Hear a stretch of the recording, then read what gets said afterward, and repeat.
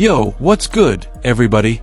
Welcome back to the channel, and listen, before we even get into this, you need to sit down for this one because what I'm about to tell you is going to shake the entire hip-hop community to its core. I'm talking earth-shattering, foundation-crumbling, everything you thought you knew is a lie type of revelation. We're diving deep into one of the most controversial and tragic nights in rap history. The night King Von lost his life outside that Atlanta hookah lounge back in November 2020. For years, we've heard whispers, rumors, speculation, and theories. But now?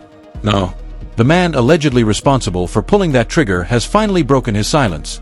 And what he's saying is absolutely insane. I'm talking about details that the mainstream media won't touch, conversations that were supposedly had in those final moments, and motivations that will completely flip the narrative you've been fed. The streets are buzzing, social media is in absolute chaos, and Von's family, friends, and fans are demanding answers. But here's the thing, once you hear what this man has to say, there's no going back. Your entire perspective on that night, on the beef, on everything surrounding King Von's legacy is about to be challenged in ways you never imagined. So before we jump in, make sure you hit that like button, smash subscribe, and drop a comment below because trust me, you're going to have a lot to say after this. Let's get into it. Alright, so let me set the scene for you because context is everything, and if we're going to understand what this man is claiming, we need to go back to that fateful night in November 2020. King Von, born Davon Daquan Bennett, was at the peak of his career. The Chicago rapper had just dropped his album, Welcome to O'Block, and the streets were eating it up. His storytelling ability was unmatched, his presence was magnetic, and he was quickly becoming one of the most respected voices in drill music. But with that fame came enemies, old beefs, and unresolved tension that followed him from Chicago all the way down to Atlanta. Now, we all know what the official report said. There was an altercation outside the Monaco Hookah Lounge in the early morning hours of November 6th. Shots were fired, chaos erupted, and when the smoke cleared, King Von was fatally wounded. The man identified as the shooter, Timothy Leaks, who goes by the name Lul Tim, was arrested and charged. 4 years, that's been the story. Cut and dry, right? Wrong. Because according to sources close to the situation, Lul Tim has been sitting on information that completely changes everything we thought we knew about that night, and now he's ready to talk. Word on the street is that Lul Tim recently sat down for an exclusive interview, not with major media outlets, not with the police, but with a trusted figure in the hip-hop community who promised him a platform to tell his side without the filter of the legal system or the bias of public opinion. And what he revealed? Man, it's explosive. According to Lul Tim, the confrontation that night wasn't random. It wasn't a spur-of-the-moment beef that escalated out of control. He claims that there was a setup, that people on both sides knew exactly what was going down, and that King Von himself was allegedly warned multiple times not to go to that location that night. Everybody acting like I just woke up and decided to be in Atlanta that night, Lul Tim allegedly said in this interview. Man, I was there for a reason. Von was there for a reason. And the people who put us both in that situation, they're the ones who should be answering questions, not me. Now, that statement right there sent shockwaves through the community because what is he implying? That someone orchestrated the entire confrontation? That this wasn't just a tragic case of street beef going wrong, but something more calculated, more sinister? Let's break this down because the implications are massive. If what Lul Tim is saying has any truth to it, then we need to ask ourselves, who benefited from King Von's death? Who had motive to see these two young men clash in such a violent way? And more importantly, why are people just now coming forward with this information? Social media immediately exploded with theories. Some people are saying it was rival gang members from Chicago who wanted Von out of the picture because his influence was growing too strong. Others are pointing fingers at people within the music industry who allegedly felt threatened by Von's rapid rise and authentic street credibility. And then there's a third group who believes this goes even deeper, into territorial disputes, money, and power plays that the average fan would never even think about. But here's where it gets even crazier. According to additional sources who claim to have heard the full interview, Lul Tim went into detail about the moments leading up to the shooting. He described a tense atmosphere where insults were exchanged, where egos were on full display, and where both sides were allegedly being hyped up by their respective crews. Nobody was trying to de-escalate, he reportedly said. Everybody wanted to prove something. Everybody wanted to show they were the toughest in the room.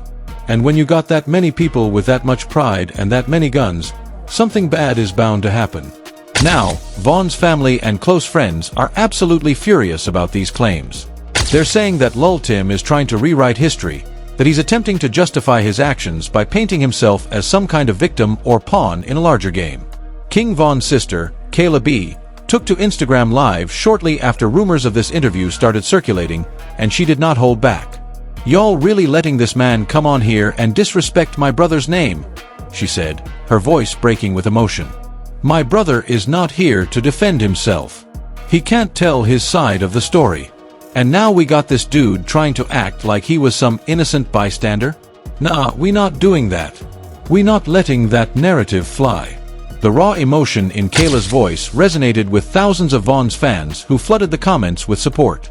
They echoed her sentiments, calling Tim a liar, a coward, and worse. But then something unexpected happened. A few people who were allegedly present that night started speaking up, and their accounts began to paint a more complicated picture. One individual, who requested to remain anonymous for safety reasons, claimed that both King Vaughn and Tim's crew had been drinking heavily that night, that tensions had been building for hours, and that multiple attempts were made to separate the two groups before things turned physical. "People don't understand how fast it all went down," this witness allegedly said. "One minute everybody's talking trash, the next minute fists are flying, and then, boom, shots ring out. It wasn't like anybody had time to think. It was pure instinct and survival mode." This account seemed to align somewhat with what Tim was reportedly claiming in his interview, which only added fuel to the fire of confusion and controversy surrounding the case. But wait, because we're just getting started with the revelations. According to someone who claims to have insider knowledge of the interview, Tim also addressed the elephant in the room: his relationship with Quondo Rondo. For those who might not know, Rondo was with Tim that night, and many people have blamed Quondo for the entire situation, saying that his beef with Vaughn is what led to the fatal confrontation. The backlash against Quondo has been relentless. He's been banned from performing in certain cities, threatened, and essentially blackballed by large portions of the hip-hop community who view him as responsible for Vaughn's death. According to the alleged interview, Tim got emotional when discussing Quondo. "That's my brother," he reportedly said. "And I'd do anything to protect my brother. People can hate me all they want, but I'm not going to apologize for having his back. If the roles were reversed, Vaughn would have done the same thing for his people.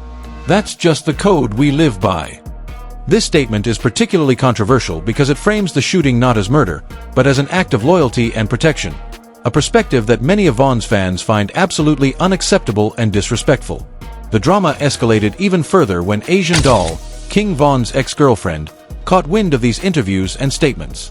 Asian Doll has been one of the most vocal people when it comes to keeping Vaughn's memory alive and defending his legacy. She immediately went on Twitter, now X, and posted a series of tweets that left no room for interpretation. "Y'all really letting killers have platforms now? Y'all really sitting here giving airtime to the man who took away one of the greatest rappers of our generation? The disrespect is unreal. Vaughn can't speak for himself, so I'm going to make sure his voice is still heard. We're not forgetting. We're not forgiving. And we're damn sure not letting nobody rewrite what happened." Her tweets were retweeted thousands of times within minutes, and the hashtag Justice for Vaughn started trending once again. Fans rallied behind her message, creating tribute videos, sharing Vaughn's music, and flooding Tim's social media accounts with angry messages. But here's where another twist comes into play. Some people started pointing out that Asian Doll's relationship with Vaughn was complicated, that they had broken up before his death, and that she might be using this situation to stay relevant and maintain her connection to his legacy. This sparked a secondary debate about grief, authenticity, and who has the right to speak on behalf of someone who's no longer here. Meanwhile, back in Chicago, the streets were divided. Some of Vaughn's O-Block affiliates were reportedly furious that Tim was speaking publicly at all, viewing it as disrespectful and a violation of street code. "You don't get to take someone's life and then go on interviews talking about it like it's some casual conversation," one alleged gang member said in a leaked audio message. "That's not how this works. There's consequences for actions, and dude needs to understand that." The threatening tone of these messages raised concerns about potential retaliation, and law enforcement in both Chicago and Atlanta allegedly increased their monitoring of social media activity related to the case. But then, Just when you thought things couldn't get more complicated, another bombshell dropped. Rumors started circulating that ller wasn't acting alone in terms of coming forward with his story. Allegedly, there's a documentary in the works, a full-length film that promises to include interviews with multiple people who were present that night, forensic analysis of the crime scene, and legal experts weighing in on the charges and the case. The producers behind this documentary are supposedly well known in the hip-hop documentary space, having previously created content about other controversial figures and moments in rap history. The announcement of this documentary sent the internet into absolute overdrive. On one side, you have people arguing that this is exploitative, that it's profiting off of tragedy, and that it's giving a platform to someone who doesn't deserve one. Why are we making documentaries about killers?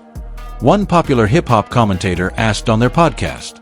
Why are we treating this like it's some fascinating case study instead of recognizing that a young man with incredible talent lost his life? This is somebody's son, somebody's brother, somebody's friend. We need to have more respect than this.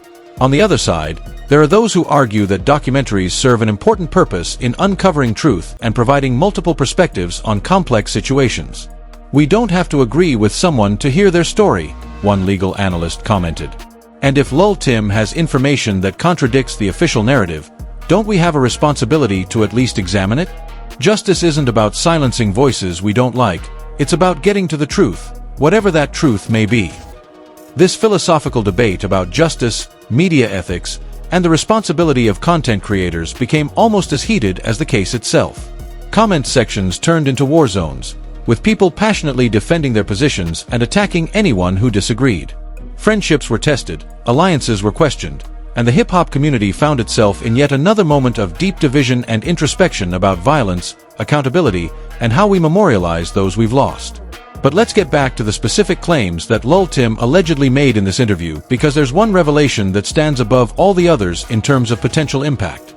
According to sources who claim to have heard the full conversation, ller stated that King Von allegedly said something to him in those final moments, something that has never been made public, something that changes the entire emotional context of what happened.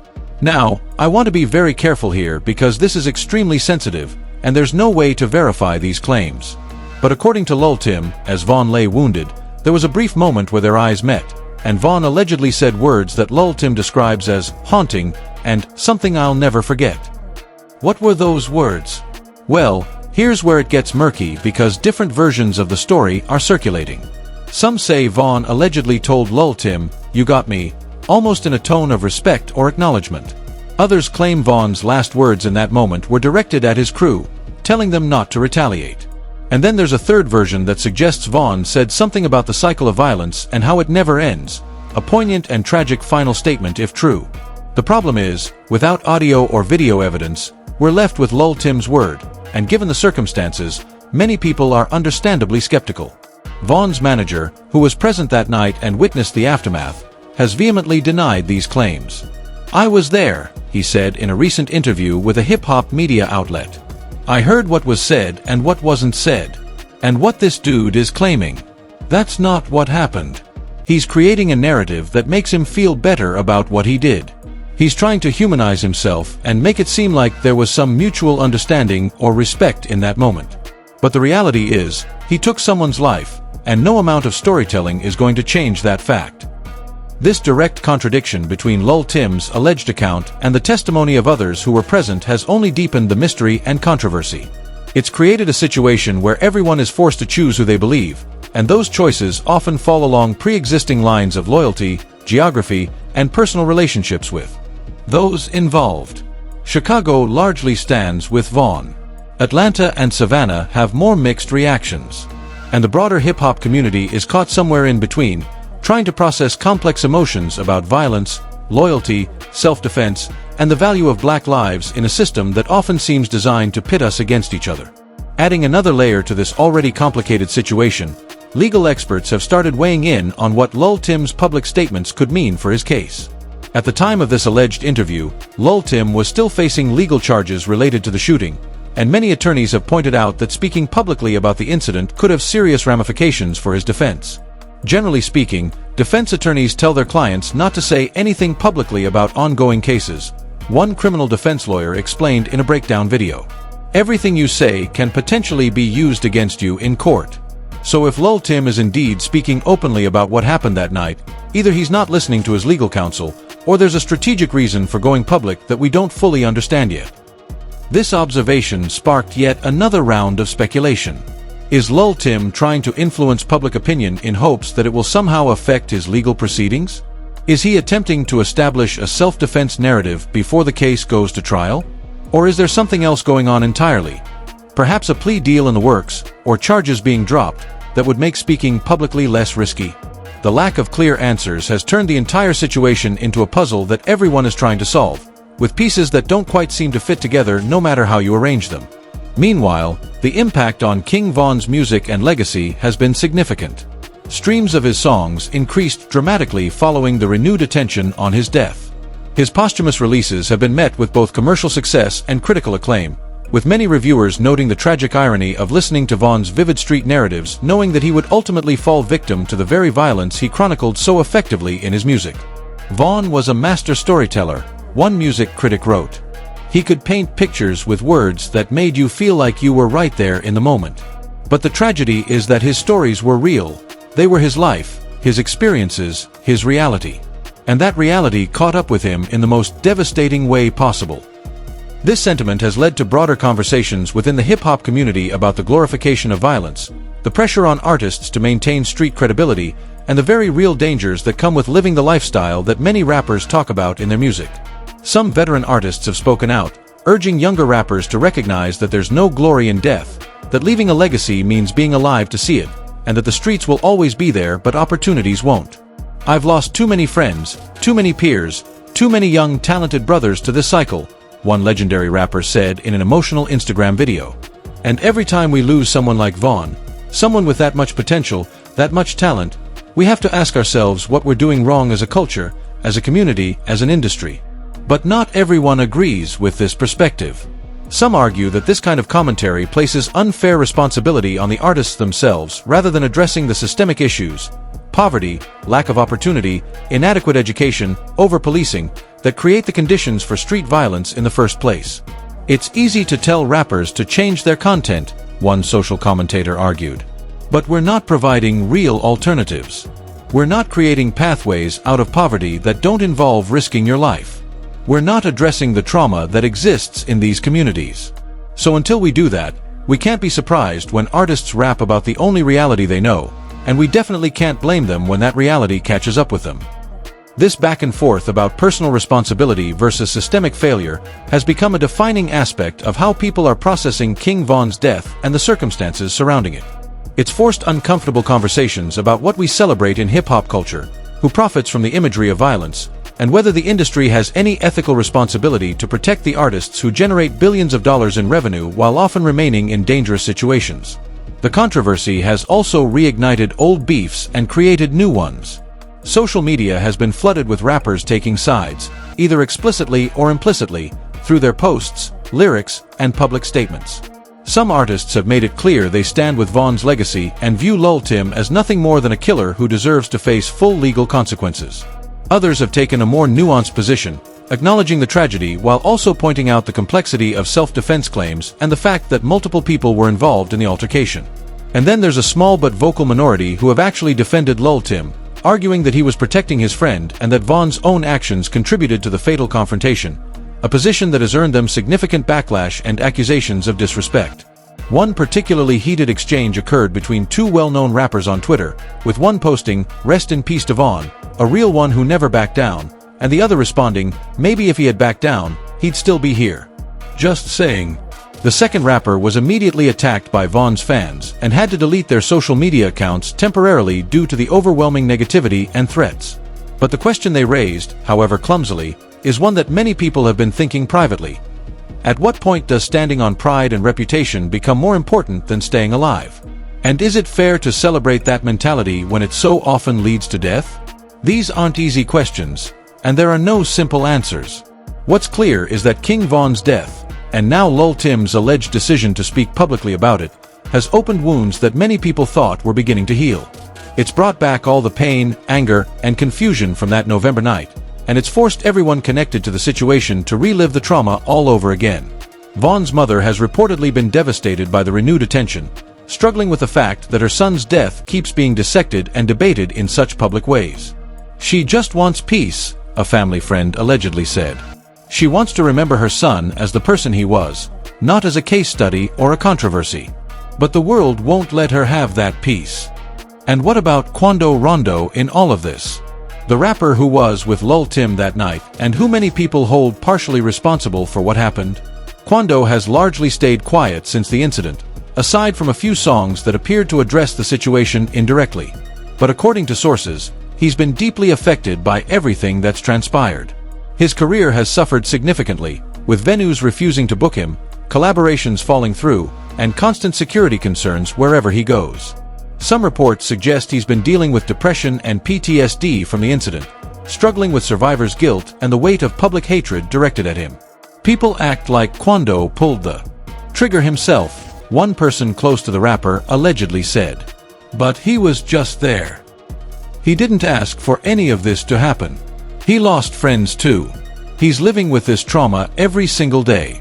But because Vaughn was more popular, because Vaughn had a bigger fanbase, Quondo gets blamed for everything.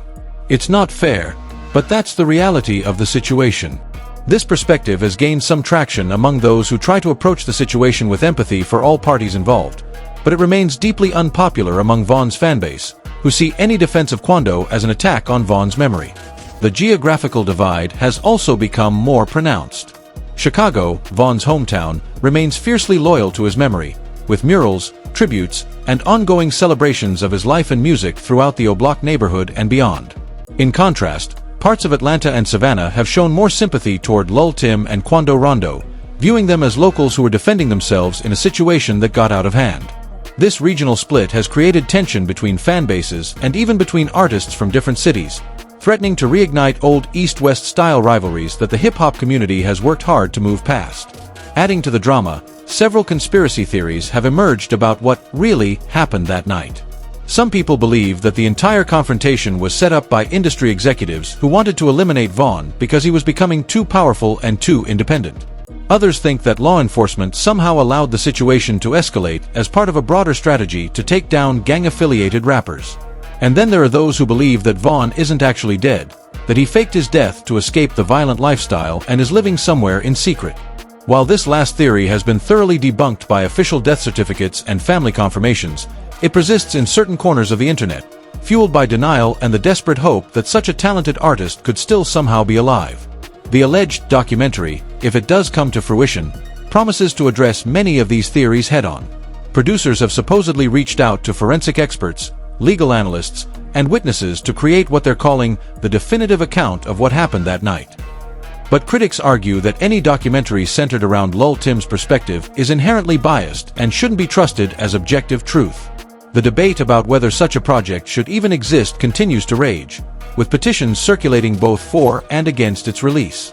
As all of this unfolds, King Von's music continues to resonate with millions of fans who connect with his authentic storytelling and raw emotion.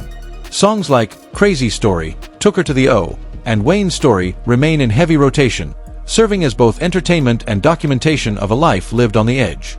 Music critics have noted that Von's work will likely be studied for years to come as an example of drill music at its most compelling and most tragic, a genre that captures reality so vividly that the line between art and life becomes dangerously blurred.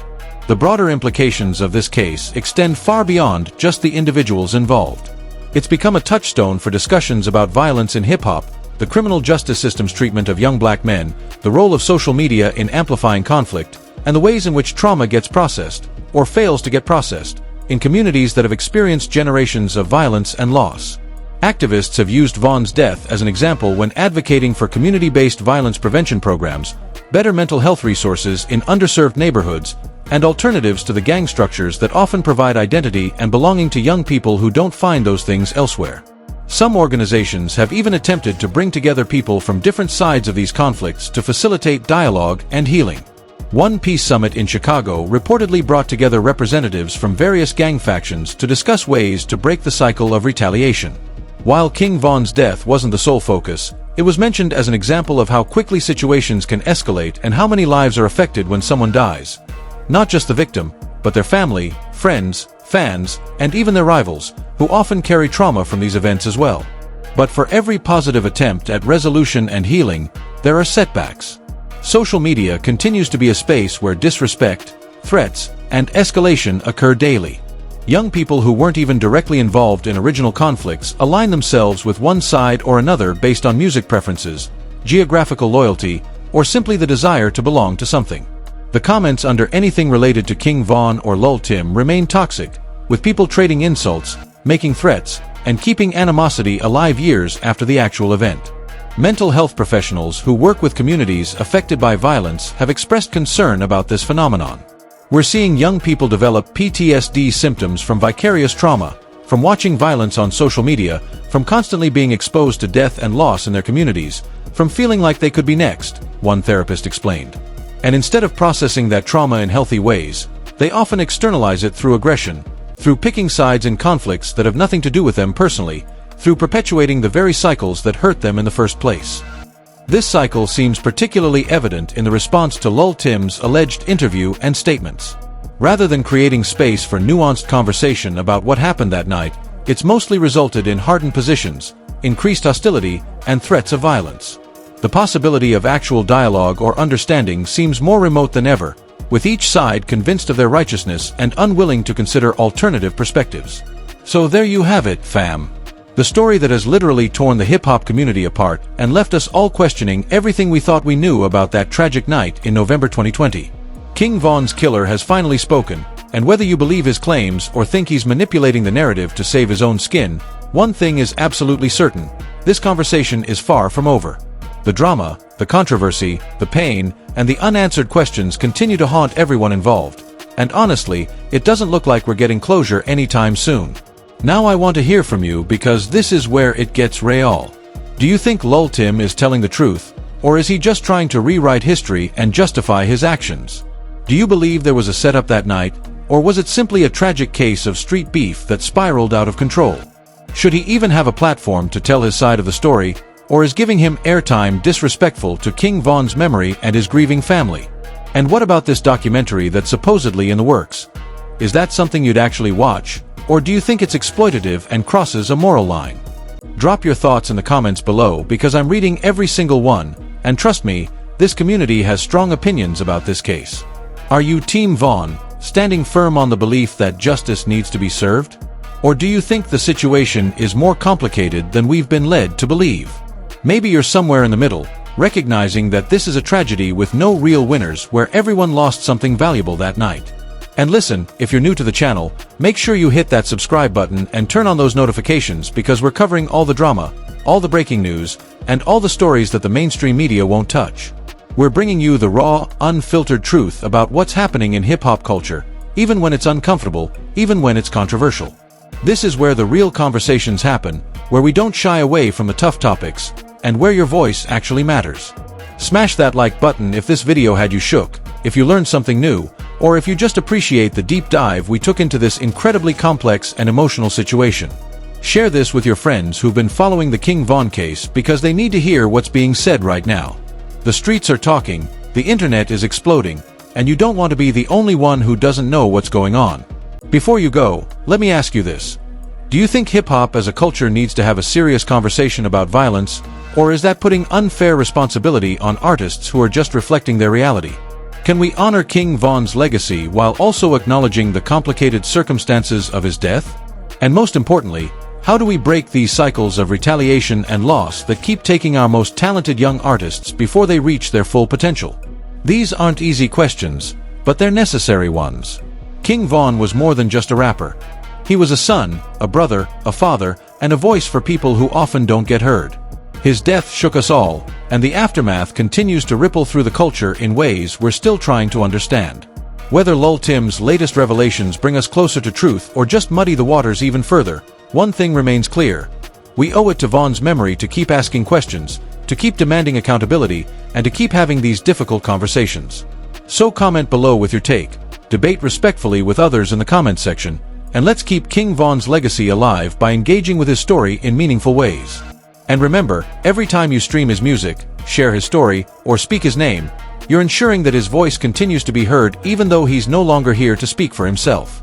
Until next time, stay safe out there, cherish your loved ones, And remember that life is too short and too precious to waste on unnecessary beef and violence. If King Von's story teaches us anything, it's that tomorrow isn't promised, and the streets don't love anybody.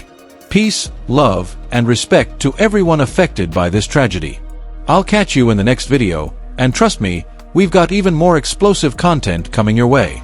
Don't forget, like, subscribe, comment, and keep it locked right here for all the latest in hip-hop drama and breaking news.